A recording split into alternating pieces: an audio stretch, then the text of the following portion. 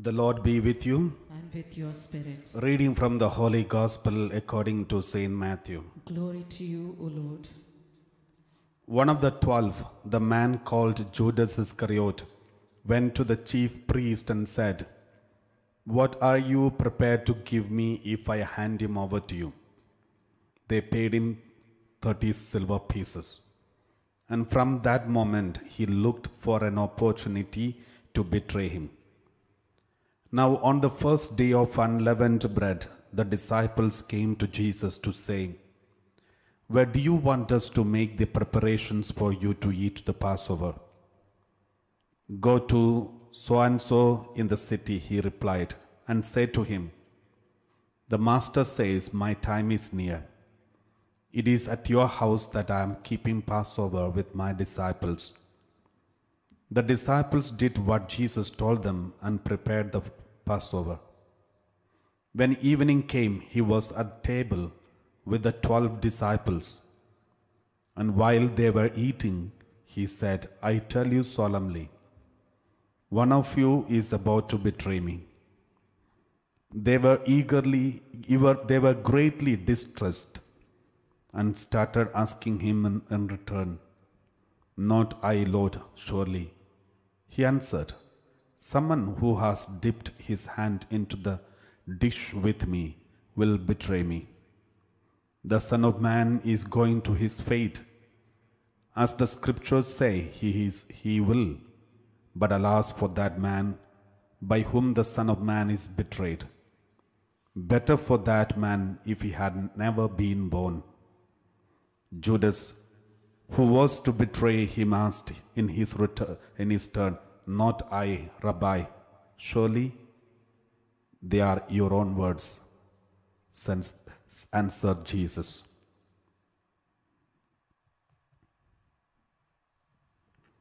The Gospel of the Lord. Praise to you, Lord Jesus Christ. My dear brothers and sisters, we are entering into we are in the serious moments of the Holy Week, and the Lord wants to speak to us in a special way during these days of Holy Week. The Lord is watching over us. The Lord is watching our attitudes and actions. And today we see a man who was secretly planning some sins, the worst of every kind of sin, betrayal of his master. He was planning secretly and hiding it and pretending in front of Jesus himself that nobody knows it. So many people hide their sins because they think, since others do not see us, God doesn't see us. They think since nobody knows about it, the other brothers, other human beings are not aware of it, so they think God also doesn't know it. But in fact, Jesus knew this. Jesus knows every secret sins that we commit, every secret conversation that we have, every secret conspiracy we have. Jesus knows it very well.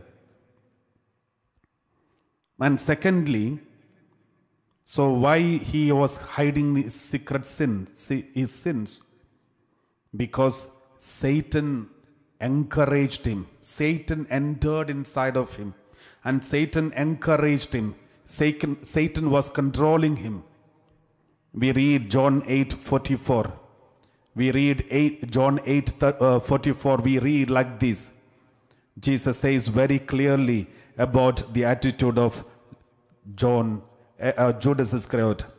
"You are from your father, the devil, and you choose to do your father's desires." So you are from your father, the devil, and you choose to do your father's desire. That means anyone who commits sin has a father. Anyone who does do good has a father. Those who do good, their father is the heavenly Father. Those who do commit sin, their father is the devil, Satan. That is why the Bible says you are from your father, the devil, and you choose to do your father's desires.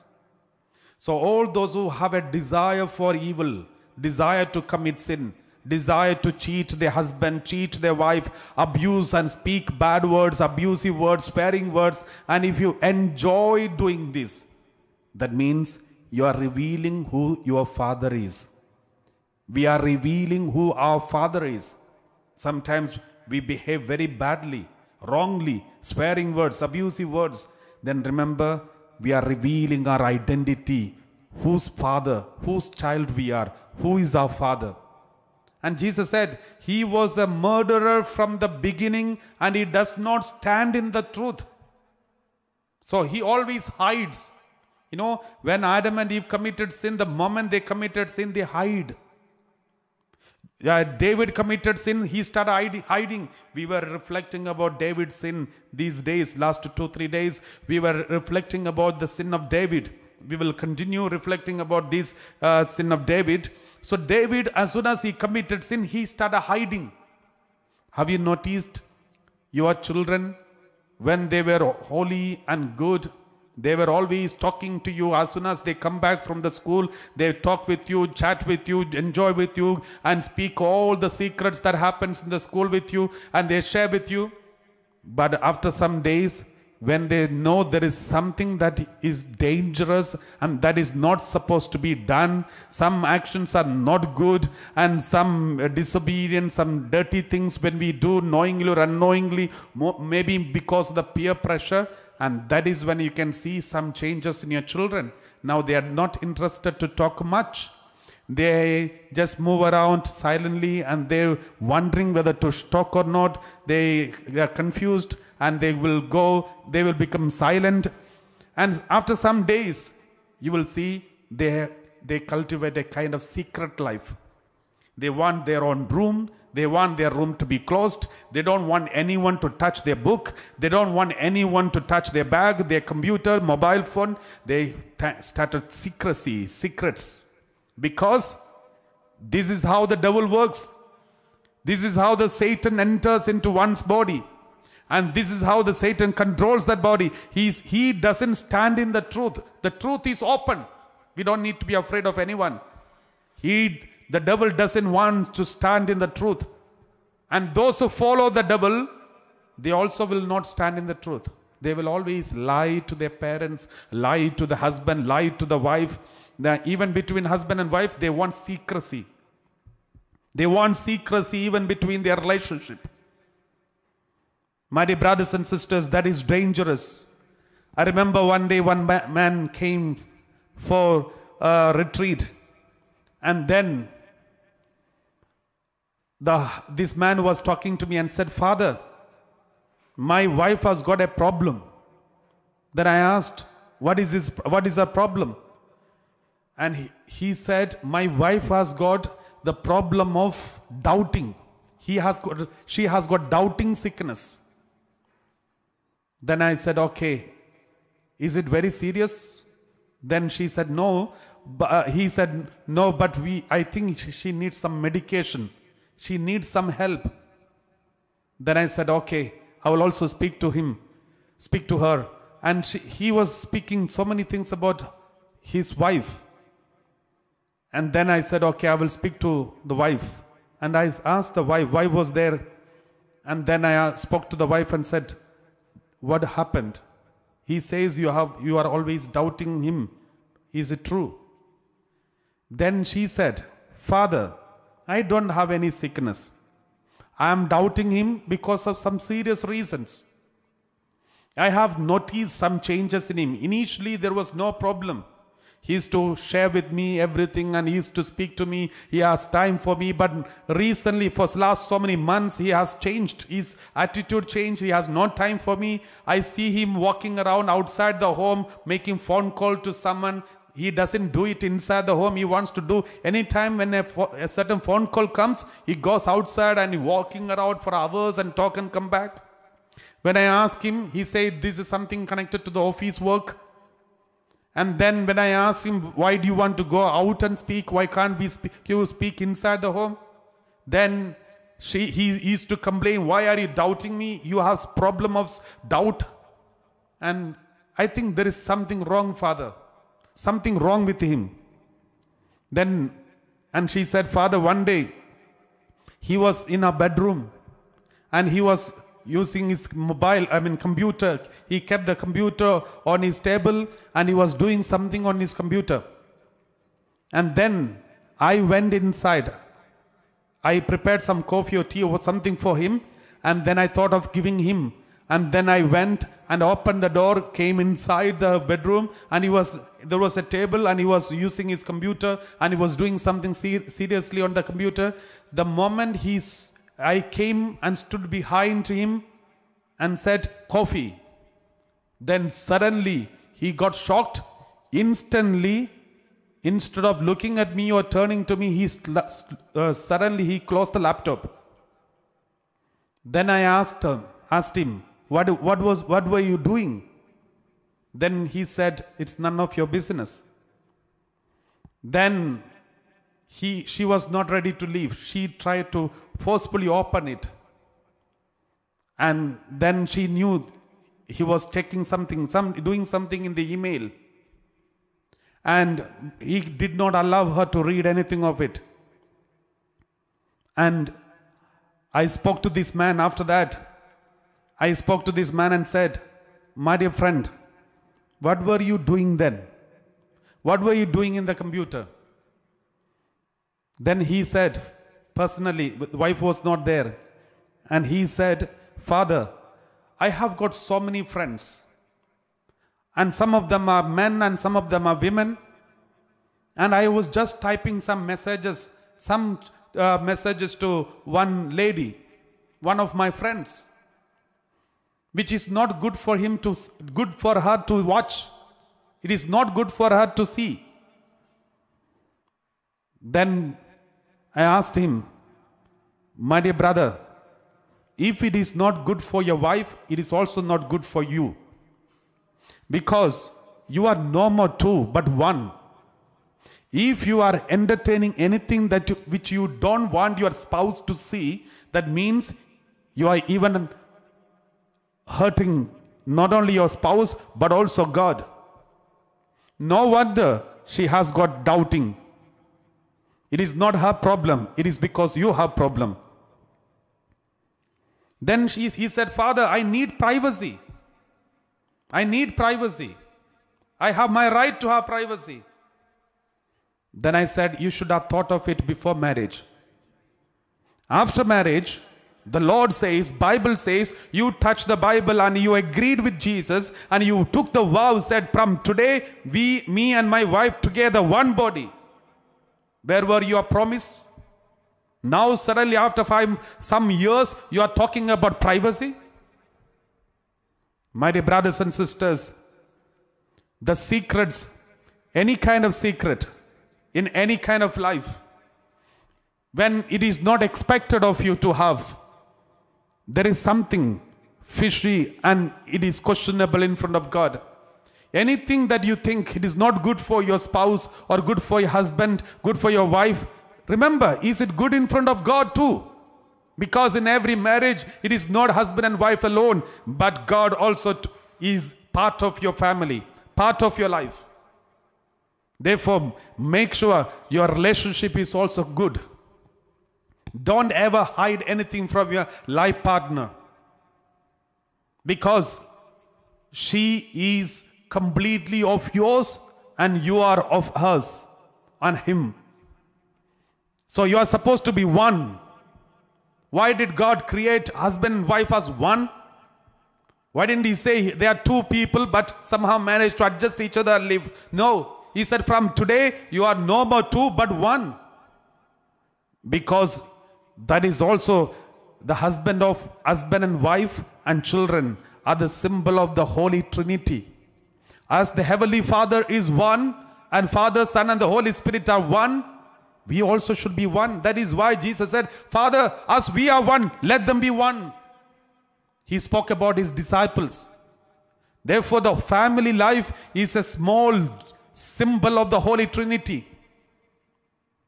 We are supposed to be one heart, one mind, one strength. No secrets. Praise the Lord. Praise the Lord. Because that is the safety for the protection for the family. So now let us read the Bible, especially about King David. we read like this. We were reflecting about King David, and Bathsheba became pregnant, and then David got married. David married Bathsheba, and she gave birth to a baby boy, and then God was displeased. So God was so hurt and angry, of course, for the sin of adultery, murder and other things. But the most important thing that hurt God the most, God was hurt most for his secrets, his hiding secret. He was covering up his sins. That is what hurt God more than any other sin. The worst sin is hiding our sins, covering up our sins, not repenting of our sins, justifying our sin. This is the worst of every kind of sin which God cannot tolerate. He may give time for us to repent again and again. He gives us time. Many a time we read in the Bible, many times God gives us time to repent. But if we don't repent, if we persist in sin, and if we continue in sin, that is what is hurting God most. Praise the Lord. Praise the Lord. We read like this. Revelation chapter 2 verse 21. Revelation chapter 2 verse 21 we read, I gave her time to repent, but she refuses to repent of her fornication. Verse 22.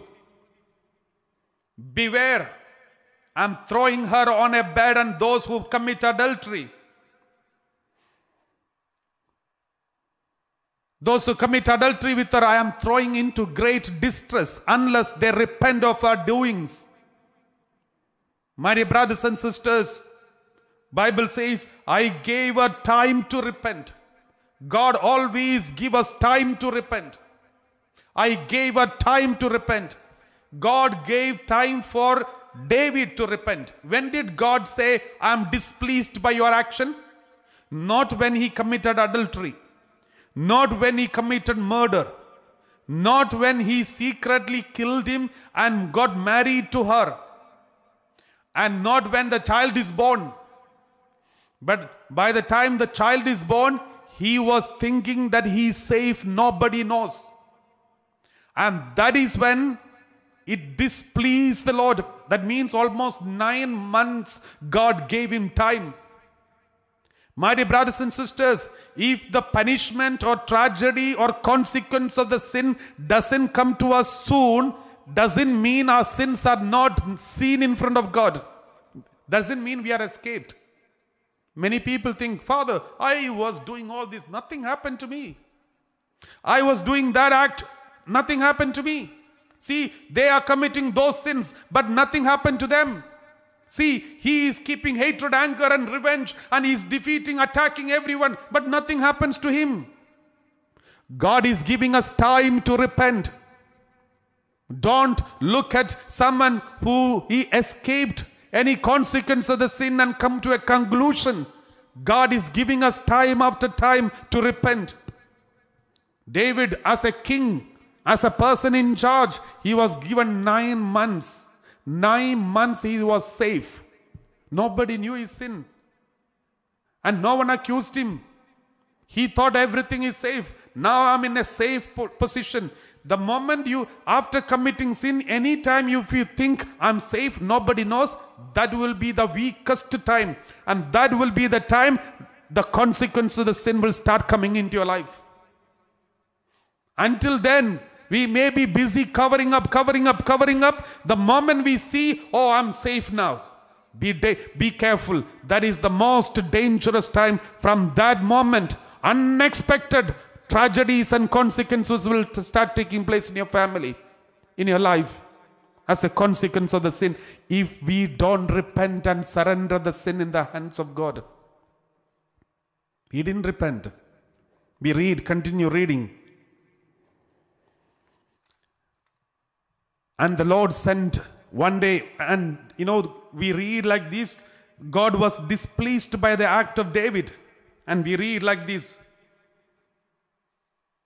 And God, but the thing that the David had done displeased the Lord. Verse chapter 12 verse 1. Let's read.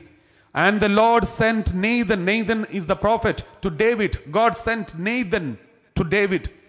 He came to him and said to him, there were two men in a certain city, the one rich and the other poor. Now remember, who is Nathan? He is a prophet. He is a preacher.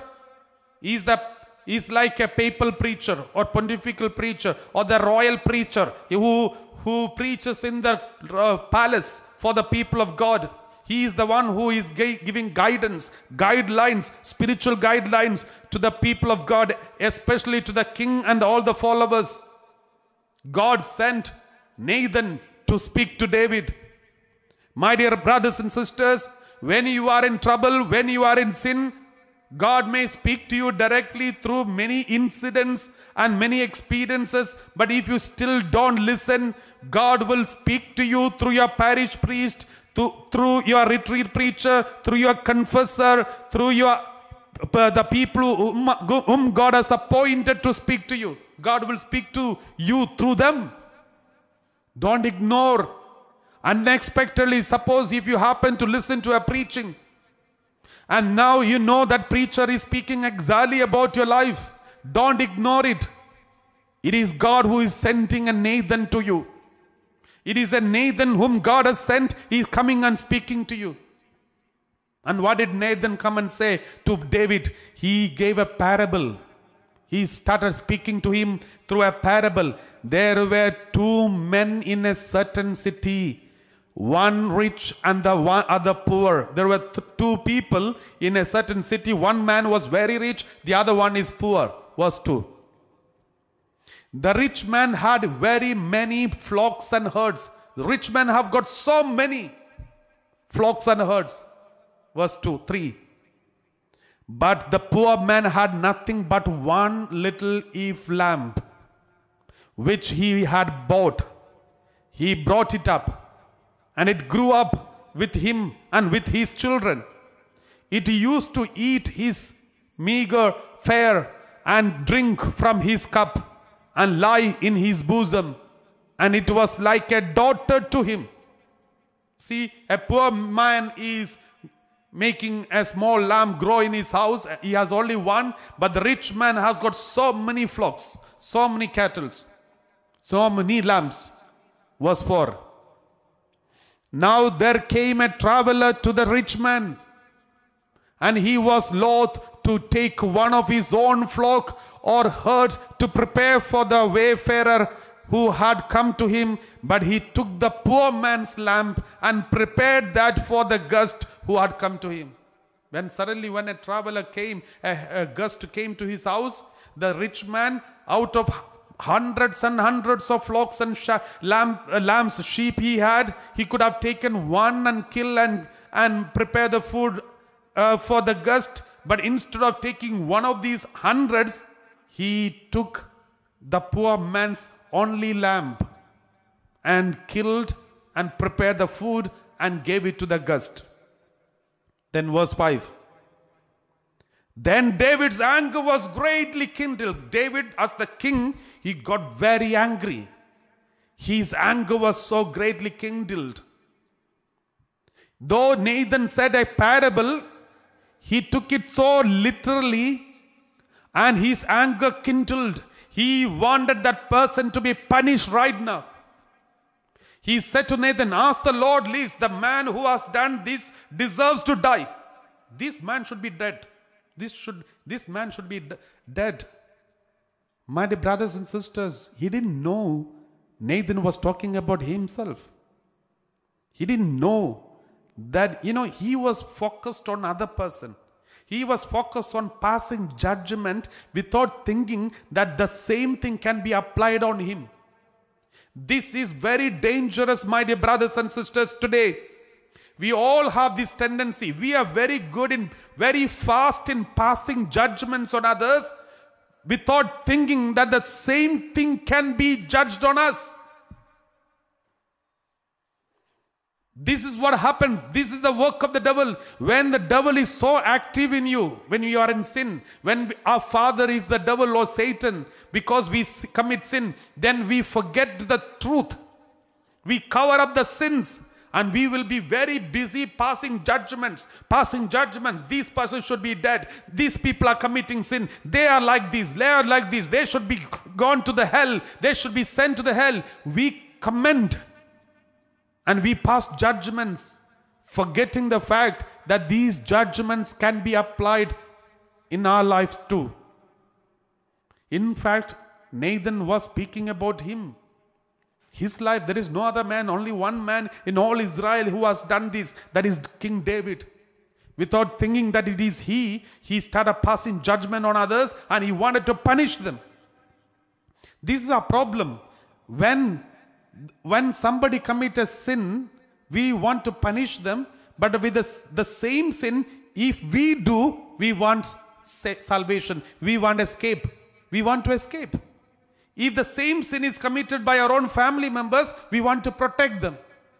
But when someone else does the same thing, we pass judgment, attack, and make use of all the possible social media and attack them. This is dangerous. That is why we have some word of God. Let us read Matthew chapter 7 verse 1 onwards. Matthew chapter 7 verse 1 onwards. We read like this. Do not judge, so that you may not be judged. Sometimes you may judge the neighbor's children. See, those children, naughty boys, they never obey God. They are never praying. They are not interested in God. They never love God.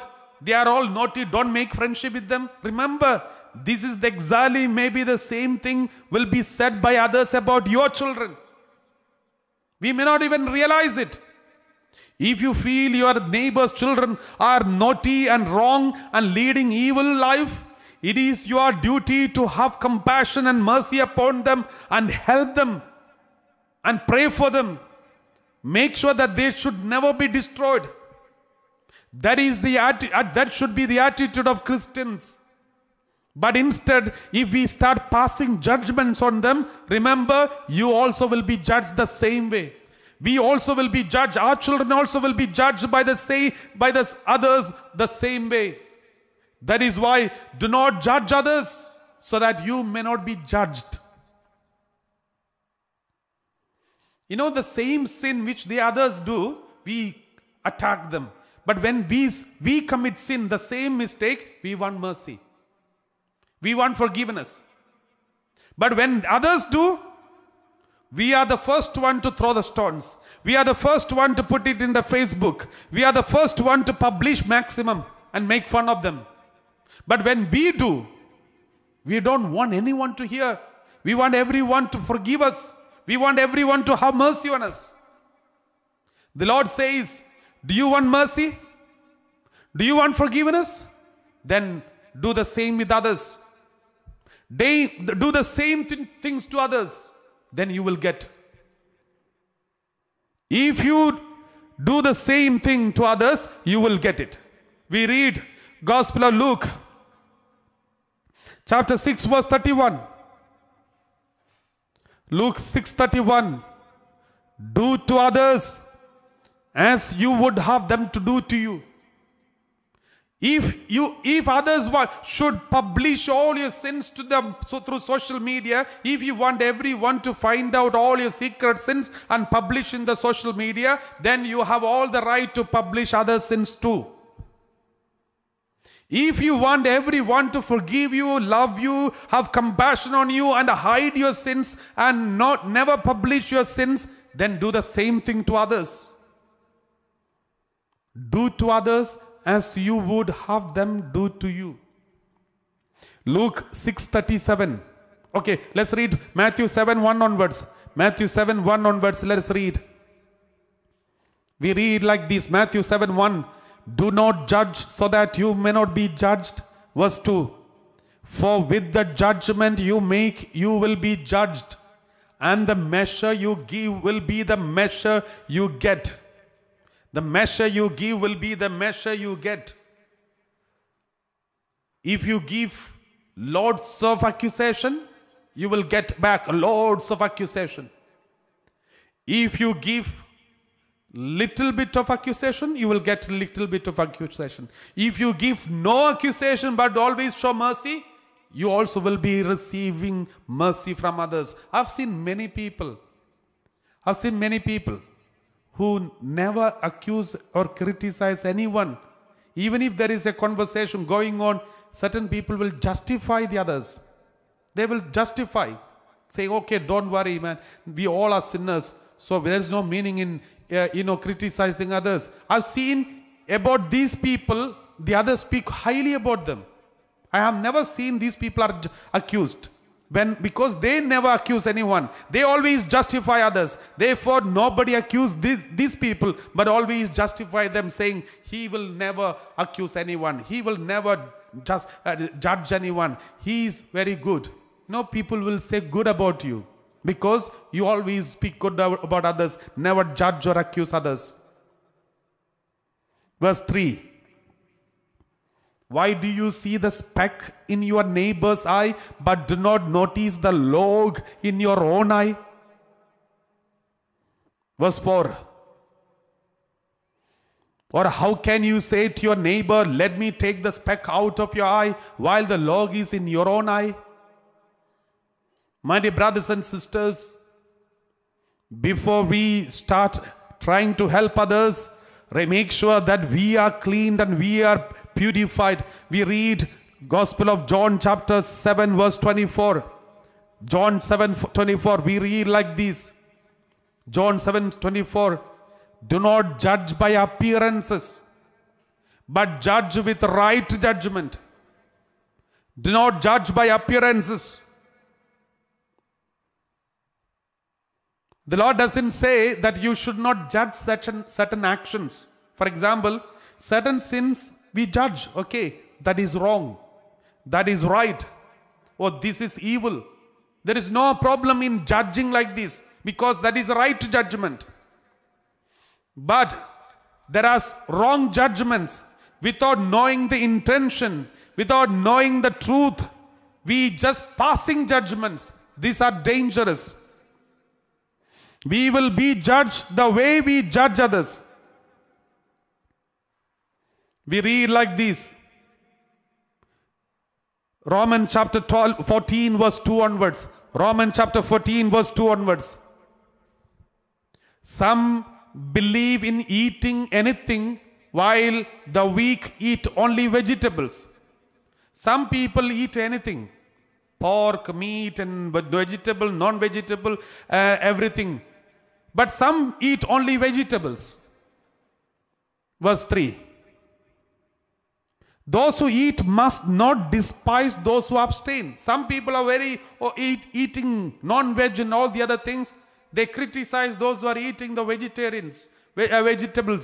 Just criticize them. And those who abstain from the meat and other non-vegetarian must not pass judgment on those who eat. For God has welcomed both of them. God is not condemning you. So who are we to condemn each one? My dear brothers and sisters, what does it mean? It means we should never pass judgment just for small things, what to eat and what to drink and all those things. I'm not talking about the evil things to eat. Bible doesn't say those who eat the poison. It's not speaking about poison or alcohol or drugs or all these things. But there are certain things which are available, the non-veg and veg and other things which are permitted. But some people, those who do fasting during the Lenten season, they criticize those who are not doing fasting. Suppose some people are there, oh, today I am fasting. And then the other person say, no, I'm not fasting, I want food. Then the one who is fasting, looking at the other person down. Oh, you are worldly. You are so secular. These kinds of passing judgments, God will never tolerate. We read verse 5 onwards. Verse 5 onwards, we read like this. Some judge one day to be better than another. Some people say Saturday is the Sabbath day, you have to do this honor. Some people say Sunday is the Sabbath day. Some people say Monday is the Sabbath day. The Lord says just one day is the Sabbath day. My dear brothers and sisters, some judge one day to be better than another, while others judge all days to be alike. Let all be fully convinced in their own minds. Verse 6. Those who observe the day, observe it in honor of the Lord. Also those who eat, eat in honor of the Lord, since they give thanks to God. While those who abstain, abstain in honor of the Lord and give thanks to God. You do whatever you do, but do it in the honor of the Lord, always honoring and loving God. No other intention. So we are not supposed to pass judgments on each other, saying, okay, you are doing bad, I am doing better. Do it in love of God. Anything that you do. If you are sacrificing, if you are not sacrificing, if you are abstaining, if you are not abstaining, if you are fasting, if you are not fasting, do it in honor of the Lord. Do it sincerely from the love of God. Don't do it out of greed, gluttony. Verse 7. We do not live to ourselves. We do not die to ourselves. Verse 8. If we live to the Lord. If we die to the Lord. So then, whether we live or whether we die, we are the Lord's. We belong to the Lord. Verse 9. For to this end, Christ died and lived again, so that he might be Lord for both the dead and the living. Verse 10. Why do you pass judgment on your brother or sister, why do you despise your brother or sister? For we all will stand before the judgment seat of God. We should not pass judgment now, because we have only one judge, that is God. Let him judge our actions. We don't judge others. When we judge others, we become judge. Who is supposed to be judged? God is supposed to be judged. But if we judge others, we are taking the seat of God. Just imagine we are chasing God out and say, let me sit on the judgment seat. And we judge others. We are doing the duty that only belongs to God. Verse 12 onwards, we read like this. So then each of us will be accountable to God. Verse 13. Let us therefore no longer pass judgment on one another, but resolve instead never to put a stumbling block or hindrance in the way of another. When we criticize, attack others, or you do this, you do that, and accuse others, and we ourselves are worse than that. Remember, we are putting stumbling block in front of God. God cannot tolerate such kinds of actions. So let us continue. King David, 2 Samuel chapter 12. We read, continue. Then David's anger was greatly kindled against the man. He said to Nathan, as the Lord lives, the man who has done this deserves to die. Verse 6. He shall restore the lamb fourfold. He knows how to settle the problem. He said he should give back fourfold. Because he did this thing and because he had no pity. See, he knows what is right and wrong, what the Bible says. As per the Bible, in the book of Leviticus, Exodus chapter 22 verse 1, if you steal something that belongs to someone, you are supposed to give back 4 times. If it is ox, 5. If it is sheep, 4. When someone steals an ox or a sheep and slaughters it or sell it, the thief shall pay 5 oxen for an ox and 4 sheep for a sheep. The thief shall make restitution. But if unable to do so, shall be sold for the theft. My dear brothers and sisters, this is the word of God. David knew he has to do restitution. Verse 7. Nathan said to David, you are the man.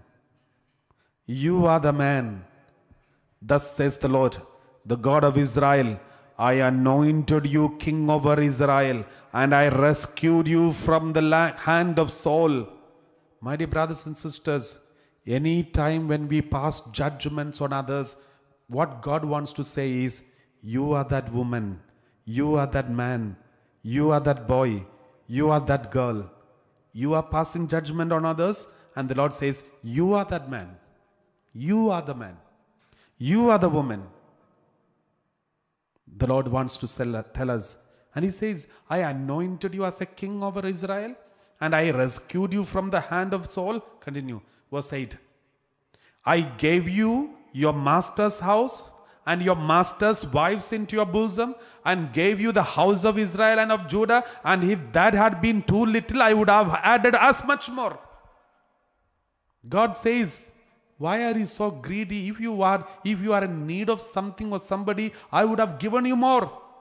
I anointed you, I gave you, I made you king, I protected you, I delivered you, I healed you, I consoled you, I blessed you. Then why do you behave like this? Why do you pass judgment? Why you commit sin? The Lord is regretting about David. My dear brothers and sisters, do you think God regrets about you and me? God may say, Father Joseph, I anointed you. I made you a priest. I gave you chances.